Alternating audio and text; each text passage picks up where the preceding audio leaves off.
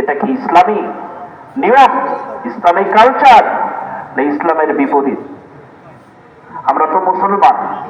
31st নাইটে যেইভাবে আতশবাজি করা হয়, এটা কি ইসলামী কালচার? আতশবাজির কারণে কত হার্টের পেশেন্টের কত ধরনের যে সমস্যা হয়, যার বাড়িতে হার্টের পেশেন্ট আছে সেই জানে। এই 31st নাইটে কত যে পাখি, আমাদের দেশের কত যে পাখি গুলো মারা যায় আতশবাজির কারণে।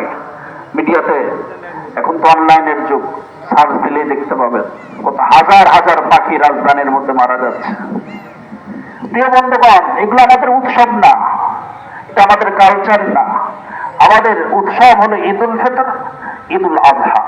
আর আমাদের উৎসবগুলো অবশ্যই মুসলিমদের তরিকাতেই হতে হবে। প্রিয় বন্ধুগণ, গত ঈদেও বলেছিলাম, আমরা যে সময় আনন্দের সাথে ঈদ করছি, এখন ফিলিস্তিনের মুসলমানদের কি অবস্থা? তাদের জন্য তো আমাদের কোনো করণীয় নাই, তাদের তো আমরা পাশে দাঁড়াতে পারছি না।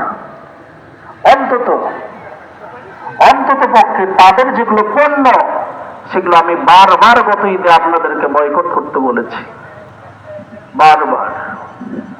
প্রিয় বন্ধুগণ, আসেন অন্তত ফিলিস্তিনি মুসলমানদের তাদের একটু উপকার যাতে হয়, এজন্য ইসরায়েলি যত পণ্য আছে এগুলো আমরা বয়কট করি। আমাদের ঈদগুলো ইসরায়েলি পণ্য মুক্ত হোক।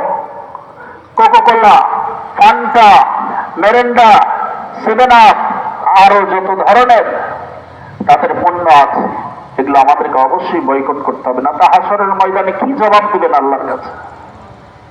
আচ্ছা, আফসোস লাগে, হুইল পাউডার, রিন, লাইফ বয়, এগুলো কাদের পণ্য? আমরা কি ব্যবহার করছি? প্রিয় ভাইরা আমার, এই সমস্ত পণ্যগুলোতে আমাদের মুসলমান ভাইদের রক্ত মেশা আছে। আল্লাহ তাআলা আমাদেরকে বুঝার তৌফিক দান করুন।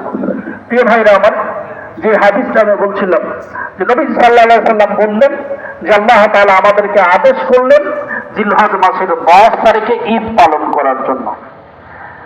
তারপরে নবী সাল্লাল্লাহু আলাইহি